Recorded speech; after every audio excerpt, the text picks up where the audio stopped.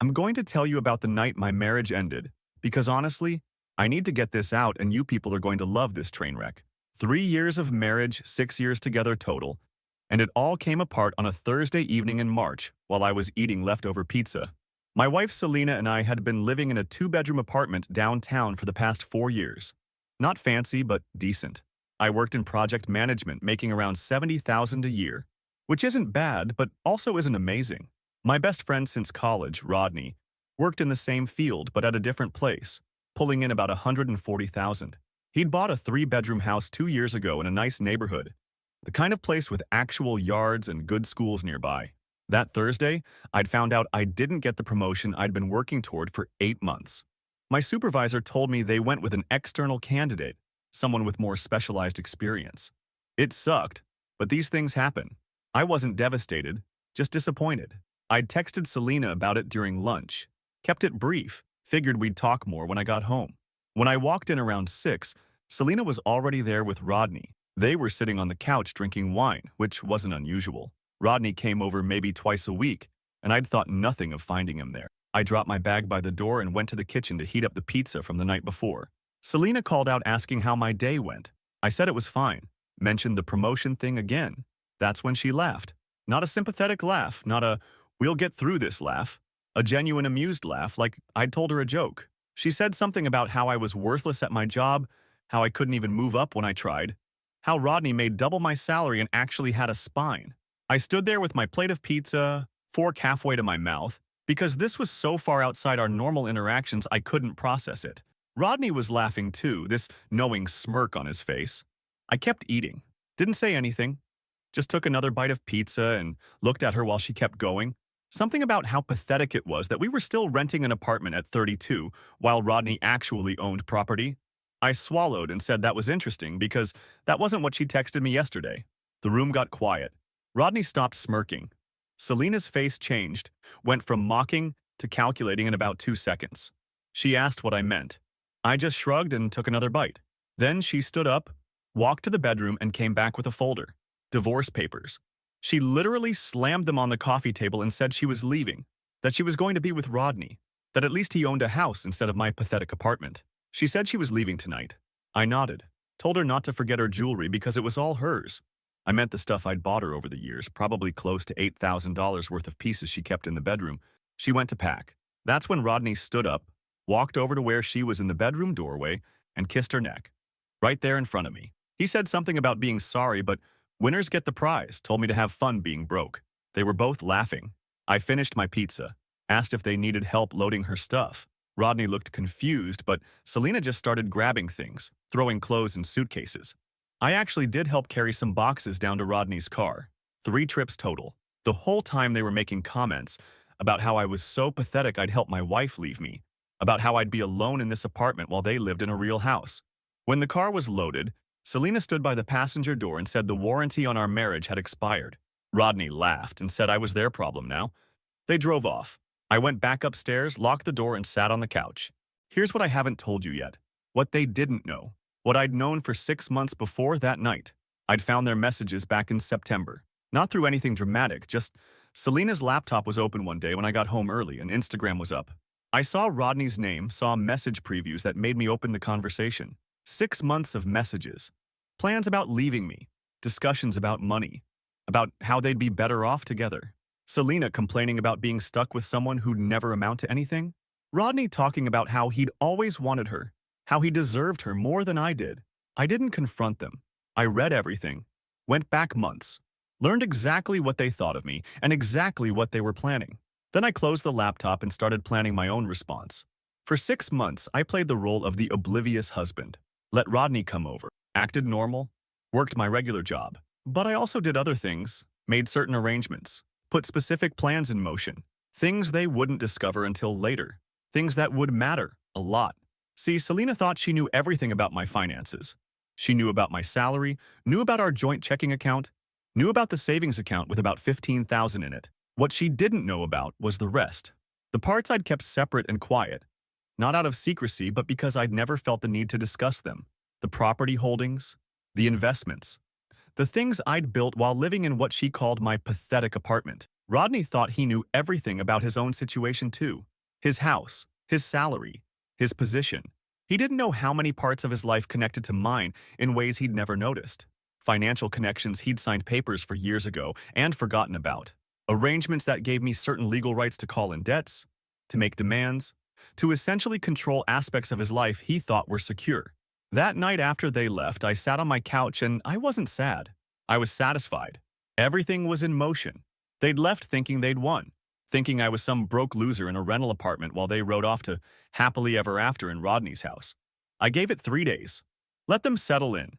Let them celebrate. Let them feel secure. Then I started making phone calls, started filing paperwork, started using the information and leverage I'd been holding for months. The first thing Selena would have noticed was her access to accounts. Not our joint account, but her personal credit cards.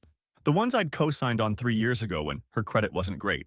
I'd called the banks, explained that I was removing myself as a guarantor due to divorce proceedings, which triggered immediate reviews of her accounts. With just her income, she didn't qualify for the limits she'd been using. They froze her cards pending review. The second thing would have been her car. The lease was in my name because, again, her credit 4 years ago hadn't been ideal. I contacted the leasing company about the divorce, about needing to transfer or terminate the lease. They informed her she'd need to either qualify on her own or return the vehicle. Rodney's situation was more complex. 2 years ago, when he'd bought his house, he'd needed help with the down payment. I'd provided $40,000. We'd structured it as a personal loan, documented everything properly, set up a payment schedule. He'd been paying me back, but there was still $32,000 outstanding. The paperwork I had included an acceleration clause if certain conditions were met. One of those conditions was if he entered into a relationship with my spouse while still married to me. Specific, yes, but I'd had my suspicions even back then about how Selena looked at him. I filed the acceleration notice. The full remaining balance was now due within 30 days. That was just the beginning, though. The real pressure came from other directions, from things they couldn't see coming because they'd never known to look. The apartment they'd mocked? I owned the building. Not under my name exactly, but through a property holding setup I'd created 4 years ago. Selena had never seen those documents, never knew about that side of my finances. I'd lived in my own building, paid myself rent, maintained everything properly. It had been a good investment. Rodney's house that they thought was so much better. I was listed on the mortgage as a co-borrower. He'd needed someone with better credit to qualify for the rate he wanted. I'd helped my best friend out, never imagining he'd use that house as a base to mock me after stealing my wife. 3 days after they left, my lawyer sent the formal loan acceleration notice to Rodney's address. 5 days after, the leasing company contacted Selena. A week after, the credit card companies sent their notices. I didn't hear from either of them immediately. I went to work, came home, watched shows, ordered takeout. My phone stayed quiet. I knew they were over there trying to figure things out, trying to solve problems that kept appearing, not understanding yet that everything connected back to me. It took them about 3 weeks before the real panic set in. Before they realized how many financial threads tied back to me, how much of their seemingly independent lives actually depended on foundations I'd helped build and could now legally demand payment for. They started calling then. I didn't answer. Selena left voicemails, first angry, then confused, then increasingly desperate. Rodney sent texts trying to reason with me, saying we could work this out, that he'd pay me back but needed more time. I blocked both numbers. They tried showing up at my building. The first time was during the day, about 4 weeks after they'd left. I was at work, so I didn't see them, but the property manager called to tell me a couple had been demanding my apartment number and access to the building. She'd refused, told them she'd call security if they didn't leave. They'd left, but said they'd be back. The second time was early on a Saturday morning, maybe 5 weeks in.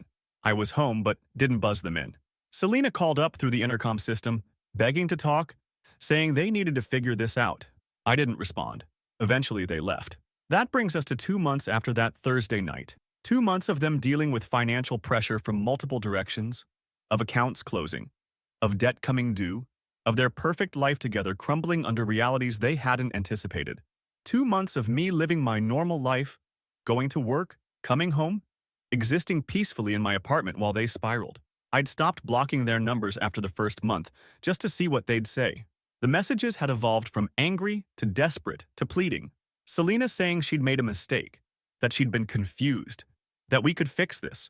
Rodney saying he'd pay everything back, that he just needed time, that 30 days wasn't reasonable for $32,000. I never responded, just read the messages and deleted them.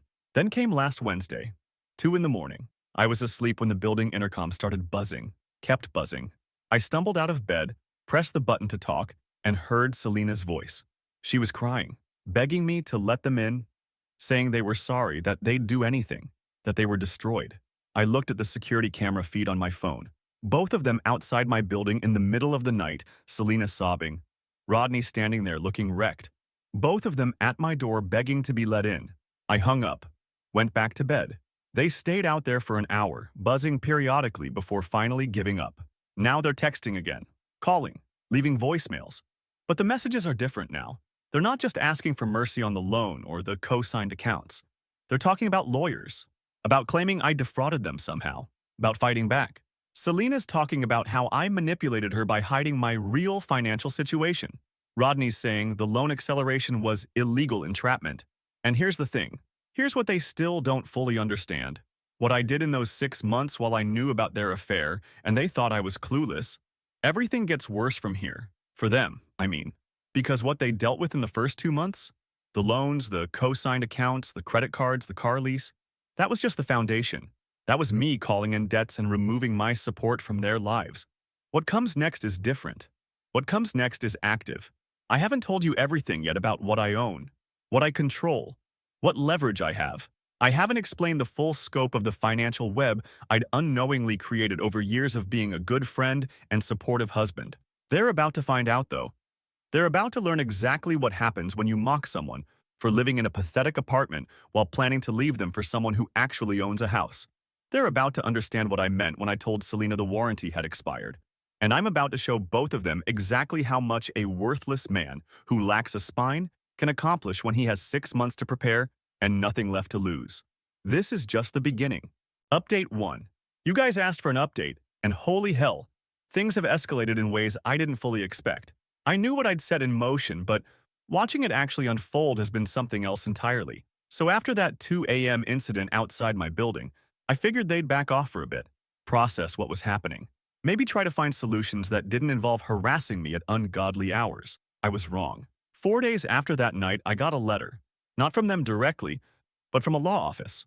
Rodney had retained an attorney, and apparently they were coming at me for unlawful acceleration of the loan, claiming I'd used deceptive practices and the relationship clause in our agreement was unenforceable. The letter demanded I rescind the acceleration and return to the original payment schedule. Plus, it accused me of intentional interference with their relationship. I'll be honest, I laughed. Not because it wasn't serious, but because Rodney had clearly explained our situation to a lawyer, and that lawyer had still taken his money to write this letter. I forwarded it to my own attorney, a guy named Wyatt, who I'd consulted with back in October when I first started planning all this. He'd reviewed every document I had, every agreement, every piece of leverage. Everything was airtight.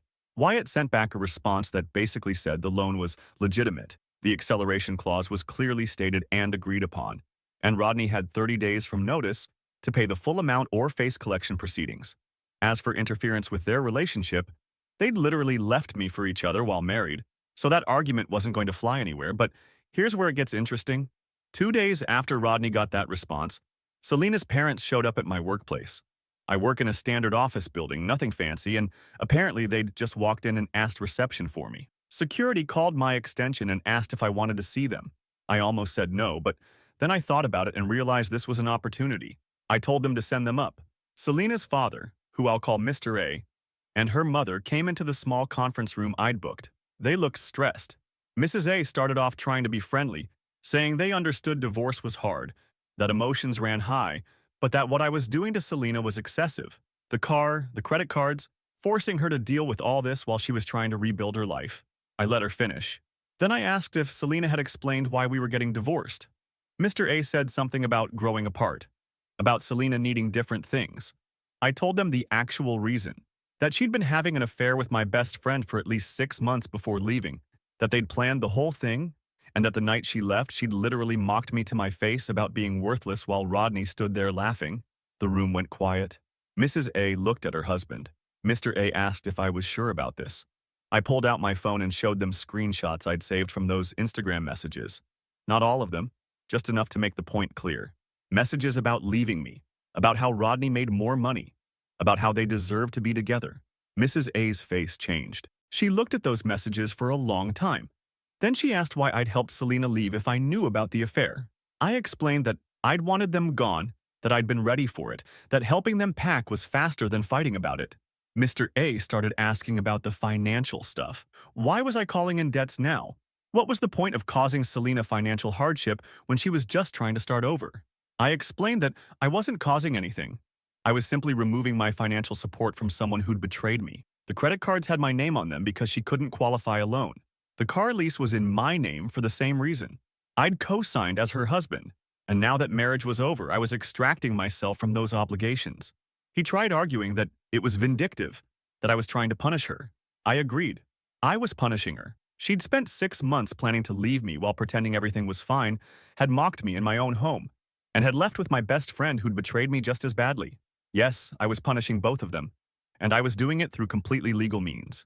Mrs. A asked what I wanted. If there was a way to resolve this that didn't involve destroying their daughter's life, I told her there wasn't anything they could offer me. Selena had made her choice, and now she was living with the consequences.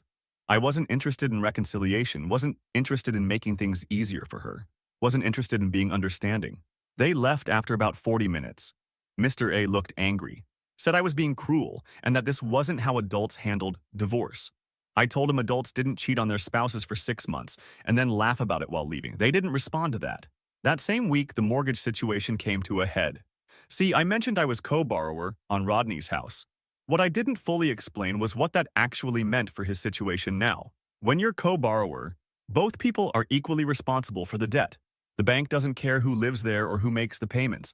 They just care that the mortgage gets paid. I'd contacted the lender back in week 2. Explained that I was going through a divorce and needed to be removed from the mortgage due to my ex-wife now living in the property with the other borrower. This triggered a review. The bank informed Rodney that if I wanted off the mortgage, he'd need to refinance under his name alone. Rodney's income could handle the mortgage payment itself. That wasn't the issue. The issue was that he had other debts now. The $32,000 he owed me, which was now in collections because he hadn't paid within 30 days. His credit had taken a hit. Plus, Selena living there complicated things because she wasn't on the mortgage or the title, but she was essentially a tenant, and her financial situation was a mess. The bank wanted him to refinance within 60 days, or they'd consider the co-borrower situation a material change in circumstances. Refinancing with his current credit situation meant higher interest rates, possibly significantly higher. He'd go from a 3.8% rate to probably somewhere north of 6%. On a $400,000 mortgage, that was serious money every month. Rodney started calling me directly. I'd unblocked his number just to see what he'd say, and the calls started coming multiple times a day. He'd tried different approaches, sometimes angry, saying I was ruining his life over a woman, that this was insane. Sometimes trying to be reasonable, saying we'd been friends for 10 years, that we could work this out like adults. Sometimes almost begging, saying he'd pay the loan back but needed more time. Couldn't I see he was trying? I never answered. Just let every call go to voicemail, listened to them later, deleted them. Then came the confrontation I'd been waiting for. 2.5 months after they'd left, on a Friday evening, they both showed up at my building again. But this time they didn't use the intercom. This time they waited outside until another tenant opened the door, and they slipped in behind them. I heard knocking on my apartment door. Loud, insistent knocking. I looked through the peephole and saw them both standing there. Selena looked exhausted. Rodney looked furious. I opened the door but kept the chain lock on, asked what they wanted. Rodney immediately started in about how I couldn't keep doing this, that I was being vindictive beyond reason, that he was going to lose his house because of me. Selena was crying, saying she was sorry, that she'd made a mistake, that she'd been confused about what she wanted. I asked Rodney if he remembered the night they left, if he remembered kissing Selena in front of me, telling me winners get the prize, laughing about me being broke. He got quiet. I asked Selena if she remembered mocking me about being worthless, about not having a spine, about living in a pathetic apartment while Rodney owned real property. She said she'd been angry, that she hadn't meant it. I pointed out she'd been planning to leave for 6 months before that night, so the anger excuse didn't really work. Then I asked them both what they thought would happen. Did they really believe they could do what they did, say what they said, and then just move on while I quietly accepted it? Rodney said we were all adults, that people fall in love, that I should be mature enough to handle a divorce without trying to destroy them financially. I asked him about the $40,000 I'd lent him for his house down payment. Did that feel like something a best friend does? He said he was paying me back. I pointed out that he'd accelerated my timeline when he decided to sleep with my wife, so I'd accelerated his loan. Selena tried a different approach, started talking about how we'd been happy once, how we'd built a life together, how she knew she'd hurt me, but this level of retaliation wasn't proportional to what she'd done. I asked her if she'd read those Instagram messages recently. The ones where she'd called me a failure, said I'd never amount to anything, discussed how much better her life would be with Rodney's money. She went quiet. I told them both they needed to leave. Rodney put his hand against the door, said they weren't leaving until we figured this out. I told him he had 3 seconds to remove his hand or I was calling the police for trespassing. He didn't move. I pulled out my phone and started dialing. He moved his hand. But before they left, Selena said something that stuck with me. She said I'd lied to her our entire marriage by hiding what I actually had, that she'd made decisions based on thinking we were struggling financially, when apparently I'd been secretly wealthy the whole time. That felt like manipulation to her, like I'd set her up to fail some kind of test. I told her I'd never lied about anything. She'd never asked about my full financial situation, had never shown interest beyond our joint accounts, had been content with our lifestyle. I'd lived modestly because I preferred it, not because I had to. The fact that she'd assumed I was barely getting by said more about her judgment than my honesty. They left after that, but the conversation rattled around in my head all weekend. Not because I felt guilty, but because I realized Selena actually believed what she'd said. She genuinely thought she was somehow the victim here because I hadn't volunteered information she'd never asked about. Monday morning, I got a call from Wyatt. Rodney's attorney had filed something with the court, trying to get an injunction against the loan collection. It was going nowhere, Wyatt assured me, but it meant Rodney was desperate enough to try anything. The filing itself would cost him legal fees he clearly couldn't afford. That same day, I got an Instagram DM from someone I didn't know. Turned out to be Rodney's mother. She'd somehow found my profile and sent me a long message about how I was destroying her son's life, how he'd worked hard for that house, how I was being vindictive over a failed relationship. She said Rodney and Selena were in love, that real love sometimes happened unexpectedly, and that I needed to let them be happy. I didn't respond, just blocked her. But that message told me something important. They were spreading their version of events to family members, painting me as the villain who couldn't handle his wife leaving him. They were leaving out the affair, the planning, the mockery, just telling people I was using financial leverage to punish them for falling in love. So I did something I'd been holding off on. I'd kept those Instagram message screenshots for months, never shared them with anyone except my lawyer. But now I sent them to 3 people: Rodney's brother, who I'd known pretty well, Selena's sister, who I'd always gotten along with, and one mutual friend from college who'd stayed in touch with both of us. I didn't add commentary, just forwarded the screenshots with a single line about this being what really happened, and that they should know the full story before taking sides. The responses came within hours. Rodney's brother called him directly from what I heard later through mutual connections. Had a massive argument about betrayal and family values. Selena's sister apparently stopped speaking to her entirely. The mutual friend posted something vague on social media about knowing who your real friends are, which spiraled into a whole thing where other people started asking questions. 2 days later, Selena called me from a number I didn't recognize. I answered this time because I was curious what angle she'd try now. She was furious. Asked how I could send those messages to her family, how I could humiliate her like that, how I could be so cruel. I asked her if the messages were real. She said that wasn't the point. I said it was exactly the point. She told me I'd ruined her relationship with her sister, that her parents were disappointed in her, that people were treating her differently now. I told her those were consequences of her actions, not mine. She'd written those messages. She'd made those plans. She'd betrayed me. All I'd done was show people the truth. She started crying again. Said I was destroying everything in her life, that I was taking away her family, her reputation, her financial stability, everything. I asked her what she thought she'd done to my life when she'd spent 6 months planning to leave me while pretending to be my wife, when she'd mocked me in front of the man she was leaving me for, when she'd walked out laughing. She said it wasn't the same. That was personal between us. This was me actively trying to ruin her. I told her she was right, it wasn't the same, because what I was doing was calculated, deliberate, and I'd had months to prepare. I was better at it than she'd been at betrayal. She hung up on me. But 10 minutes later, Rodney called. He was past angry, into some kind of cold rage. Said I'd crossed a line by involving their families, that this was between the 3 of us and I'd made it public. He said if I didn't back off, he'd find ways to make my life difficult too. I asked what he planned to do. He said he had connections. Knew people in my industry, could make things complicated for me professionally. I told him to go ahead and try. Then I reminded him he had a mortgage refinance deadline approaching and collections on a $32,000 loan, so maybe he should focus on his own problems instead of threatening me. He said I'd regret this, that they'd figure out a way to fight back, that they weren't just going to roll over and let me ruin them. I told him I was counting on it, that I wanted them to fight, to struggle, to exhaust every option and realize none of it mattered. Then I hung up. That night I got a text from Selena. She said she'd do anything to make this stop, asked what I wanted from her. Money, an apology, public admission of what she'd done, anything. I responded with one word, nothing, because that was the truth. There wasn't anything she could offer that would satisfy me. This wasn't about getting something from them.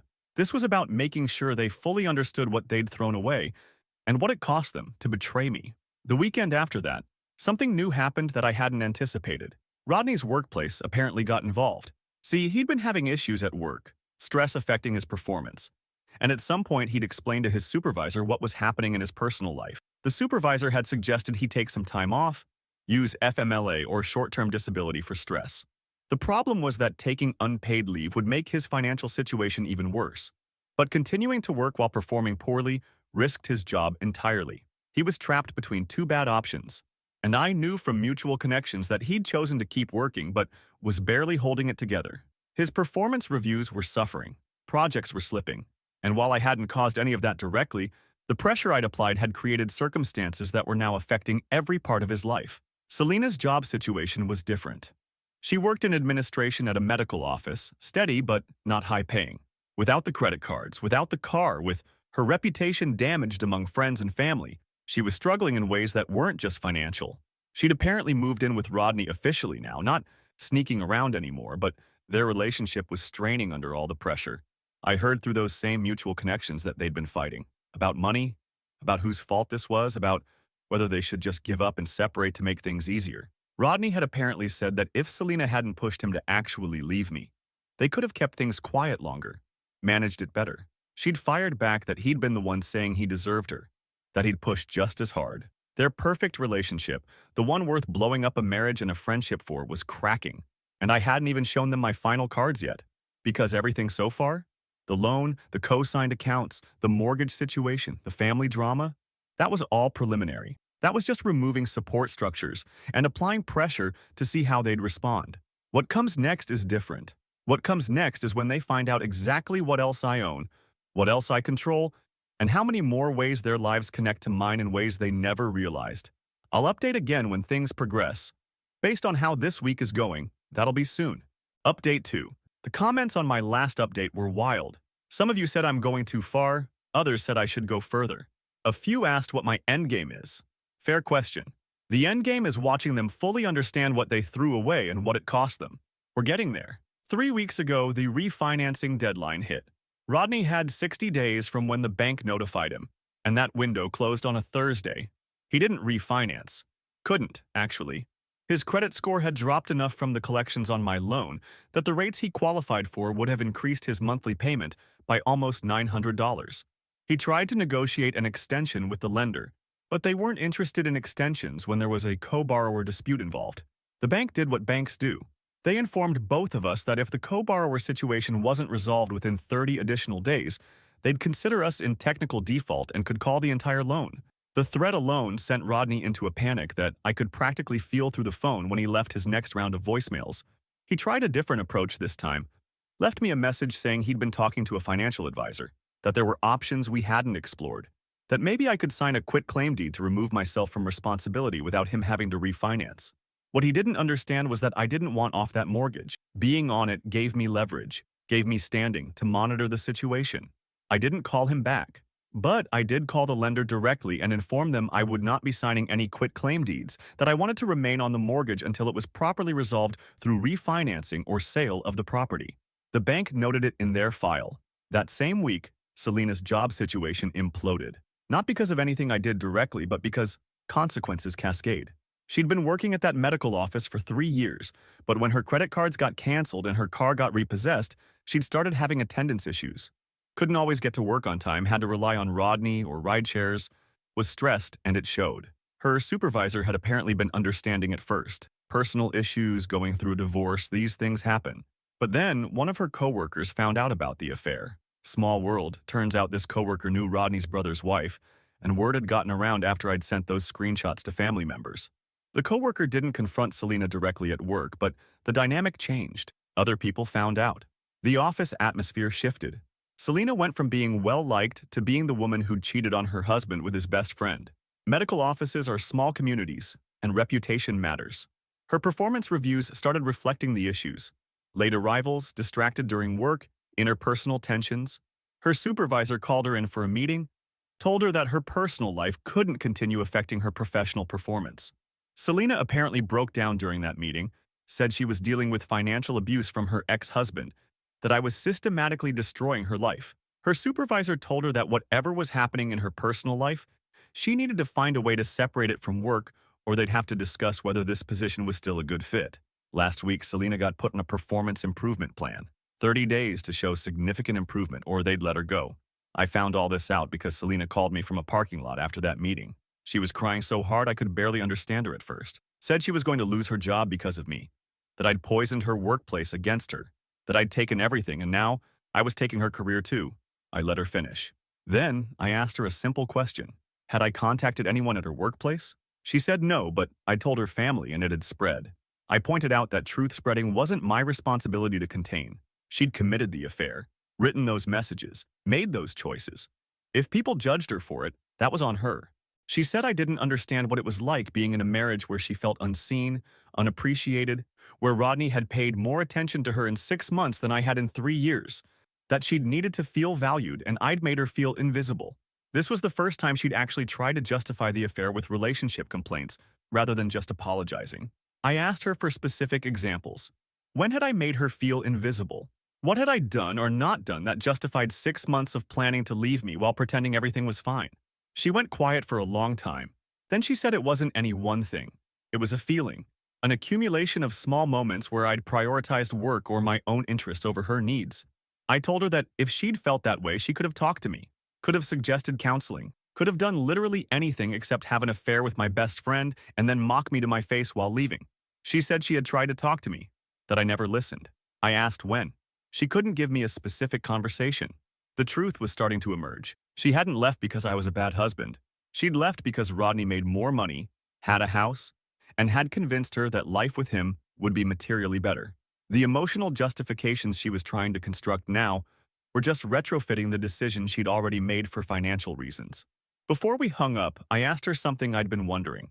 When exactly had the affair started? She admitted they'd been emotionally involved for close to a year, meeting up for lunch, texting constantly, building what she called a connection. The physical affair had started 6 months before she left, but the betrayal had been ongoing much longer. A year. An entire year of my wife building a relationship with my best friend while I trusted both of them completely. While I had Rodney over for dinner. While we watched games together. While I considered him family. 2 days after that call, Rodney showed up at my building again, Saturday morning. He'd been waiting outside because when I left to go to the grocery store, he was standing by my car. He looked worse than the last time I'd seen him. Thinner, more tired. He said we needed to talk, that this had gone on long enough, that we needed to find a resolution like adults. I unlocked my car and told him to move. He didn't. He said he'd been my best friend for 10 years, and that had to count for something. I asked him if our friendship had counted for something when he was texting my wife about leaving me. He said that was different, that he'd fallen in love and couldn't help it. I told him that was the oldest excuse in the history of affairs, and it was still nonsense. He switched tactics. Started talking about the financial pressure, about how I was hurting Selena's ability to work, about how the stress was affecting both their health. He said I'd made my point. They understood they'd hurt me, but continuing to pursue them financially was excessive. I asked him what he thought should happen. He said I should stop the loan collection, give him reasonable time to pay me back, remove myself from his mortgage through the quitclaim, stop involving our families, and let them move forward with their relationship in peace. Basically, undo everything I'd done and pretend none of this had happened. I told him no. He asked why. What more did I want from him? I said I wanted him to lose the house. Wanted him to feel what it was like to have something important taken away by someone he trusted. Wanted him to understand that actions have consequences, and his had consequences he couldn't afford. He said I was being vindictive and cruel. I agreed. I was being exactly that. But I was doing it with loans he'd agreed to repay. with mortgages he'd signed, with leverage he'd given me willingly when he still considered me a friend. Before he walked away, I called after him and asked one question. Whose idea had it been for Selena to leave that specific night, right after I lost the promotion? Who had planned that timing? He stopped but didn't turn around, didn't answer. Which was answer enough. They'd been waiting for me to have a professional setback, something that would make me seem even more like a failure compared to Rodney's success. That revelation shifted something in me. They hadn't just betrayed me. They'd staged it for maximum humiliation. The following Monday, I made a decision I'd been holding back on. Remember how I mentioned I owned the building I lived in through a property holding company? That company owns 3 other buildings in the same area. One of those buildings was where Selena and I had lived before we moved to my current place. And one of my current tenants in that building, Rodney's mother. She'd moved there about 18 months ago after selling her house, wanted something smaller and easier to maintain. She'd never made the connection that her landlord was me, because the property was under the LLC name and management was handled by a property management company. I called the property manager and informed them that I wanted to review the lease for that specific unit when it came up for renewal. Rodney's mother's lease was ending in 6 weeks. I couldn't kick her out without cause, but I could choose not to renew, which required 60 days' notice. The property manager asked if there was an issue with the tenant. I said no, I was considering taking that unit off the rental market for personal use or renovation. They sent the non-renewal notice. 3 days later, I got a call from Rodney. His mother had received the notice, had mentioned it to him, and when he saw the LLC name as the landlord, something had clicked. He'd done research, found out the LLC was mine, and realized his mother was living in my building. He was furious. Said I was now going after his family, people who had nothing to do with our situation. I asked him if he remembered his mother's Instagram message to me, the one about how I was destroying her son's life and needed to let them be happy. I told him his mother wasn't being evicted, her lease simply wasn't being renewed, which was my right as the property owner. She'd have 60 days to find new housing. This wasn't about punishing her. It was about reducing the number of connections between our lives. He tried to negotiate, said if I renewed his mother's lease, he'd agree to a structured payment plan for the loan. I told him the loan was already in collections and that ship had sailed. He asked what I wanted then. What would make me stop? I told him what I'd told Selena. There wasn't anything they could offer me. That night, Selena showed up at my building alone. She used the intercom, asked if she could come up, said she wasn't there to fight. I was curious, so I buzzed her in. When I opened my apartment door, she looked devastated. She said Rodney's mother was going to lose her apartment because of their affair. I pointed out that Rodney's mother was 63 and fully capable of finding new housing. Selena said it was still cruel, still disproportionate. I asked her if she thought mocking someone in their own home was proportionate, if planning to leave someone for a year while maintaining the facade of marriage was fair, if staging the departure for right after a professional setback was kind. She said they'd been wrong. She'd been wrong. She was admitting it now. Couldn't I see that? I asked her if she'd be admitting anything if their life together was going well, if Rodney's house was secure and her credit card still worked. She didn't answer. I told her the truth, that her apologies weren't worth anything because they weren't genuine remorse. They were strategic attempts to stop the consequences.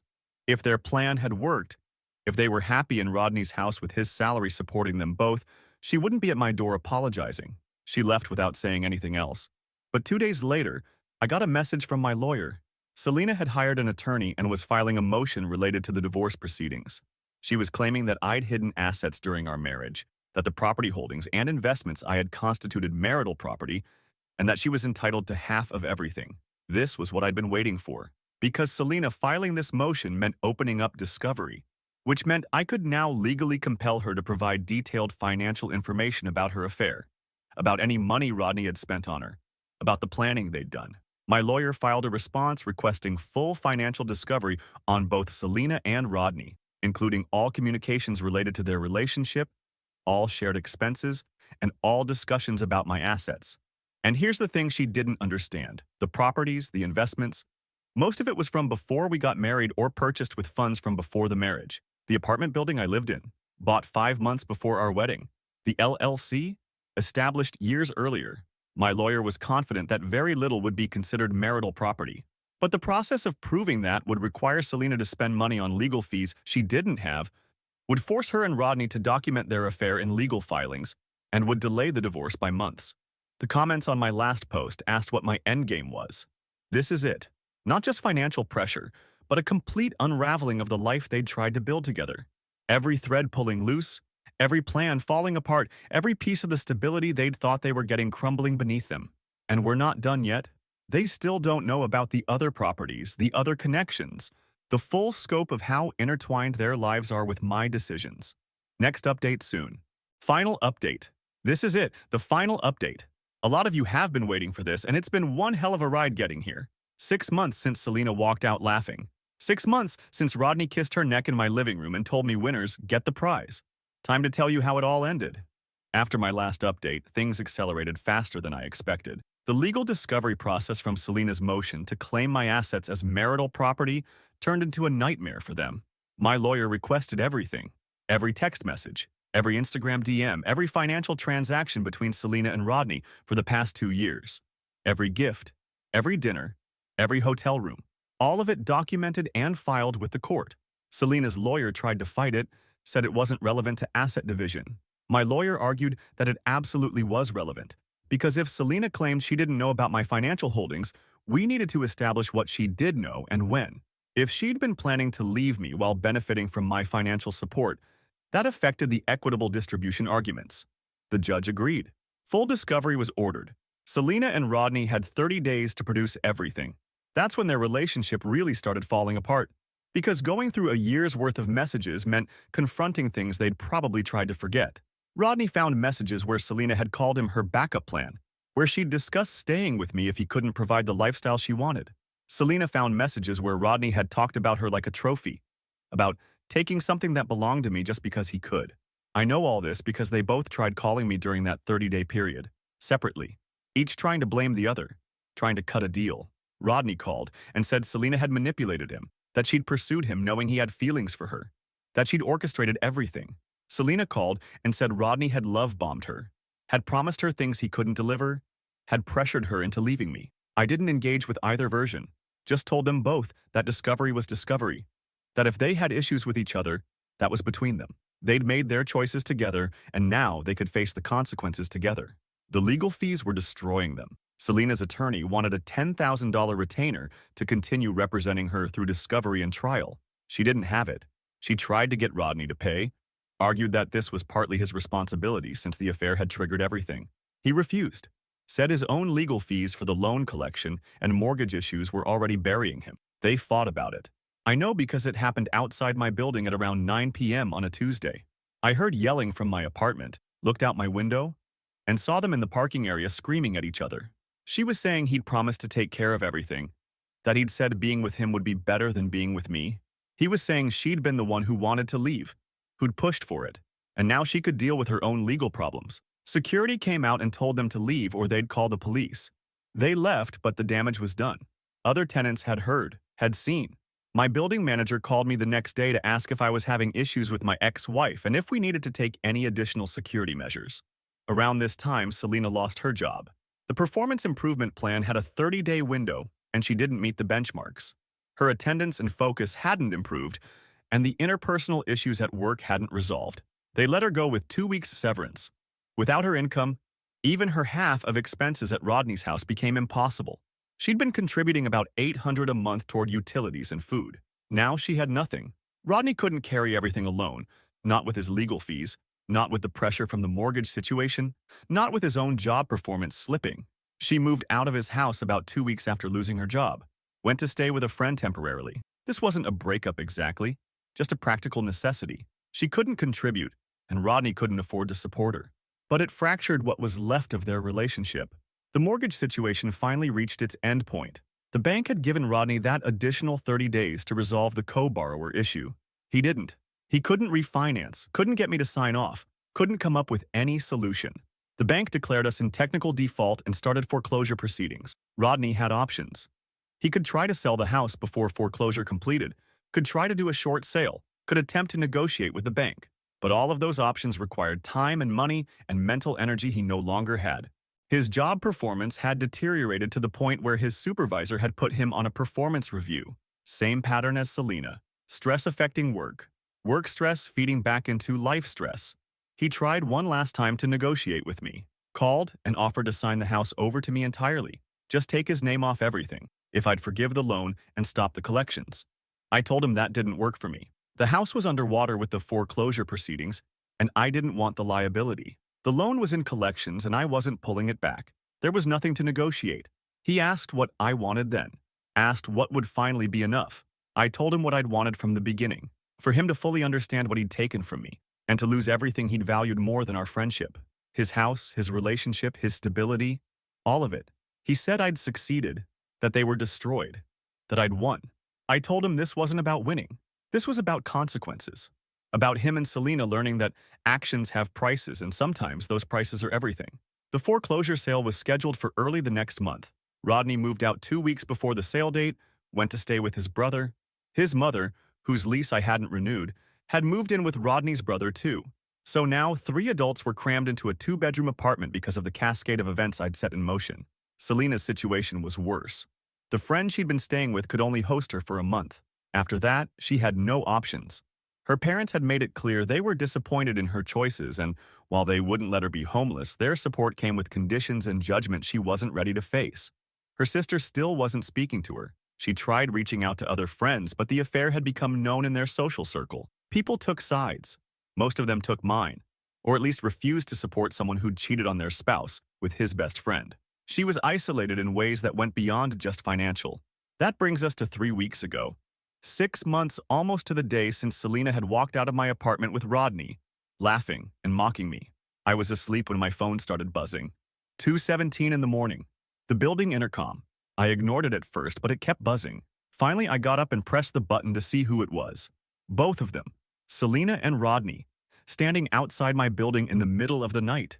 Selena was crying, begging through the intercom to be let in, saying they were sorry, that they'd do anything, that they were destroyed and needed help.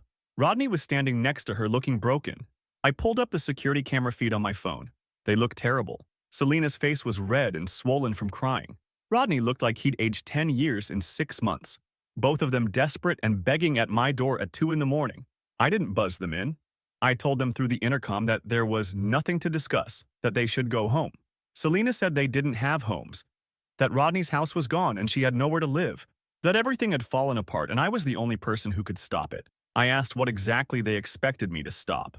The foreclosure was happening through the bank. The loan collection was through a collection agency. Their job situations were consequences of their own performance issues. Their family situations were results of their choices becoming known. What part of any of that could I stop even if I wanted to? Rodney said I could call off the collection agency, could talk to the bank about the mortgage, could tell people the truth was more complicated than the screenshots showed. I asked him what truth he was referring to. The truth that he'd been having an affair with my wife for a year? The truth that they'd planned to humiliate me after my promotion loss? Which truth did he think would make things better? Selena tried a different approach. Started talking about how we'd been married, how that had to mean something, how I'd loved her once. She said the person she'd been when she left wasn't who she really was, that she'd been confused and made terrible choices. She said if I'd ever cared about her at all, I'd help her now. I told her she was right that I'd loved her once. Past tense. The woman I'd loved wouldn't have spent a year lying to my face while planning to leave, wouldn't have mocked me in my own home, wouldn't have walked out laughing about finding someone better. That version of her, if she'd ever existed, was gone. The person at my door now was just living with the consequences of choices that woman had made. They stayed out there for over an hour, buzzing periodically, alternating between apologies and accusations, between begging and blaming. Security eventually came out and told them they needed to leave or police would be called. They left. The next morning, I got a string of text messages from Selena. Long, rambling messages about how she'd never understood what I was capable of, how she'd underestimated me, how she saw now that I'd been playing a longer game than she'd known existed. She said I'd hidden who I really was during our marriage, that she'd married someone she thought was safe and harmless, and I'd turned out to be calculating and ruthless. I replied with one text. Told her I'd been exactly who I always was. Someone who built things carefully, planned ahead, and protected what was mine. She'd mistaken quiet competence for weakness and modest living for poverty. That was her failure of perception, not my deception. She asked what happened now. What was my plan for them at this point? I told her the truth. I didn't have a plan for them anymore. The mechanisms I'd put in motion were running on their own now. The foreclosure, the collections, the legal proceedings, all of it would continue with or without my involvement. They'd created the circumstances that allowed all of this, and now they got to live in those circumstances. Rodney sent his own messages later that day, asking if I felt satisfied now, if seeing them destroyed had been worth it. I told him to think back to that Thursday night 6 months ago, to remember standing in my apartment, kissing Selena in front of me, telling me winners get the prize, to remember the look on his face when he'd told me to have fun being broke while he lived in his house with my wife.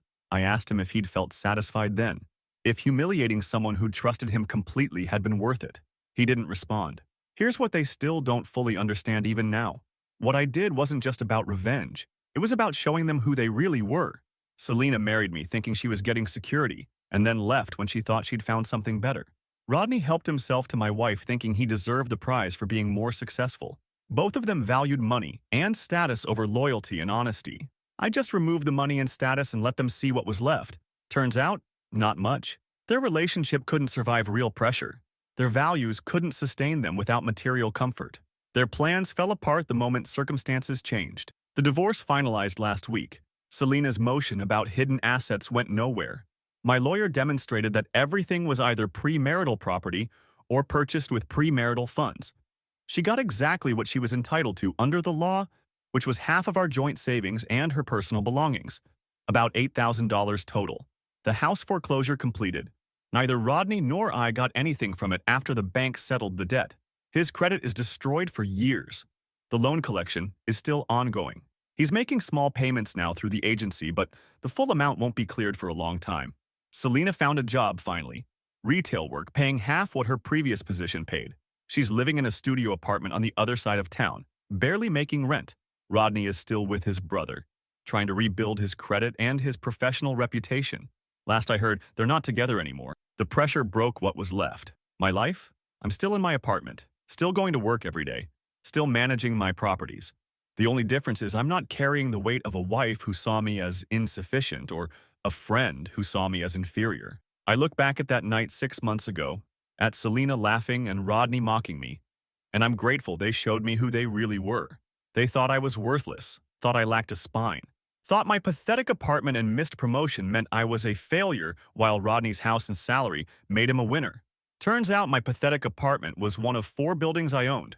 Turns out my modest lifestyle was choice, not necessity. Turns out being quiet and careful and building slowly was more valuable than being loud about success you couldn't actually maintain. And most importantly, turns out that when you laugh at someone in their own home and tell them winners get the prize, you better make damn sure you're actually going to win. Because sometimes the person you're mocking has been planning for 6 months and has leverage you don't even know exists. They got exactly what they wanted.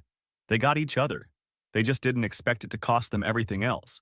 As for me, I'm doing fine. Better than fine, actually. I know exactly who my real friends are now. I know exactly what I'm capable of when someone betrays me.